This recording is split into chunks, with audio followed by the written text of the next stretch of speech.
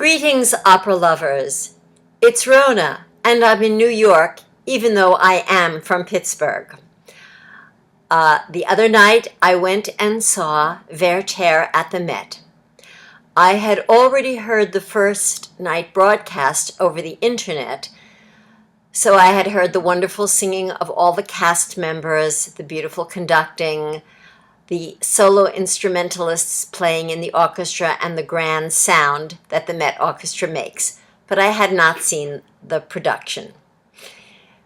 After I listened, I was able to read about 8 reviews of the production and of the first night of the opera. There was a lot of consensus about certain things and a lot of disparity, and so I thought it might be interesting for some of you to hear where I agreed and where I disagreed with the majority of the critics. Almost all of the critics agreed that Jonas Kaufmann is today's leading tenor. Not all of them agree that his French is of the highest quality. They also all agreed that it was overall a good experience, but where they disagreed the most were on the production values and Sophie Koch, who played Charlotte. So I'd like to chime in. I sat down in my wonderful seat in the orchestra, and as the orchestra began to play, there was a little tableau presented behind a scrim of Charlotte's mother dying. This was not reviewed well by most of the people who wrote for their reviews. I enjoyed it. It's great to have something going on in stage while the orchestra is playing, and I didn't think it took away anything. This is a really simple story. This is not Parsifal or The Ring, or even Prince Igor, which recently had such a successful run at the Met. It's a very simple love story. My husband, who knows more about opera than at least 3 people, has a way of describing the kind of opera this is. It's summed up in this way. The boy loves the girl. They're not supposed to fall in love. At the end, one or both of them die. And that is basically the summation of this opera. The music of this opera is quite lovely, but it isn't something that is going to compel you to feel that this is a great by a great composer or have fascinating things inside. It's just, to me, it's like a dessert or a souffle, something that's light and wonderful, tasty and delicious, but not something that you want to linger over forever thinking about. And so as the production began and the curtains parted, then I was able to see the first scenery, which was also not received well by the critics. As some of you know who've read some of these reviews, there was sort of a box inside the vast stage of the Met to sort of make the opera seem a little more intimate. I loved it. I thought it did the job perfectly.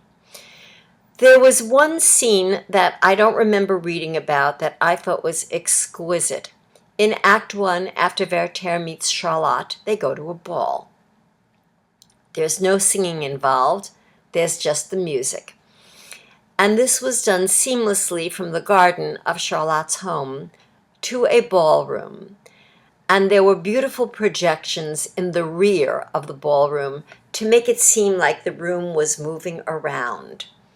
There were dancers that I'm sure were from the corps de ballet, being very elegant couples dancing a waltz. And Charlotte and Werther danced also. And they both danced beautifully. It just added to the overall romanticism of the evening. There was also some criticism about the final act, which takes place in Werther's little study. In the beginning, his little study, which is also a box, is in the rear of the stage, and through the wizardry and magic of stagecraft, the box moves forward, forward, forward, forward, till it comes quite close to the front, but not exactly to the front. And that's where the final scene will play out. I loved it. I thought it just did the job. And then, not to spoil anything for those of you who are going to see the HD production this Saturday or an encore production, at the end of the opera, Charlotte holds the gun. Are we supposed to think that she kills herself, doesn't kill herself? I didn't really care. The other points where I differed from the reviewers is there was a wide variety of opinion about Miss Koch as a singer. I heard things from she didn't sing in tune to her acting was stiff. On the night I heard her, which was not opening night, and I did hear her, but not in the house, she did not sing out of tune. And while she may not go down as one of the greatest stage actresses in opera, she was terrific as Charlotte. Charlotte is a woman who is complicated. After all, she tries to honor her mother's dying wish to marry Albert, and yet she falls in love for the romantic character of Werther. And they looked fantastic. I know this is going to be totally politically incorrect to speak about how they look.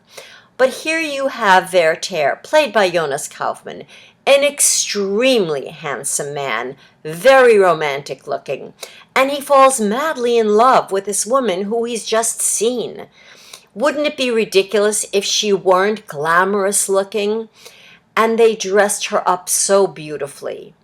As would happen, I went backstage afterwards and I saw Miss Koch. She's gorgeous and elegant, and that's how she portrayed her character. And then there were many criticisms of other aspects of the production, that it didn't lend enough interest. I also thought these comments were completely out of place. I thought the production overall was beautiful. It completely held my interest as much as the scenery can hold your interest. And it was a beautiful evening of music. Special kudos to all the instrumentalists who had solos in the orchestra. There were so many, I really can't name them all. Since I've already done a little online review, I don't need to go over the fact that all the singers were terrific, starting out with Miss Lisette Oropesa doing Sophie, the Sophie in Werther, and I hope someday she will do the other Sophie, because she has one of those perfect voices for that kind of role. David Bizic, a Serbian bass or bass baritone, was wonderful as Albert. And then, of course, there was Jonas Kaufmann and Miss Koch. Just a few extra words about Mr. Kaufmann. When he started out, in my opinion, it was a little rough. And I thought, uh-oh, I've caught him on a bad night, because he seemed to be pushing extra hard for the high notes. But that was just in the first few minutes. After that, it was truly a lesson in great singing technique. There are many people who do not like his voice. That's their opinion. I love his voice, my opinion. But I don't think you can really argue about the level of technique that he has. And that is because he is able to make his voice be his musical servant. He is able to sing very softly, very lightly, and yet when he sings softly in so many passages in this opera, he fills the house. You don't have to strain to hear him. It's pianissimo singing, and not just one note. We're talking about long stretches of music where he's singing very gently.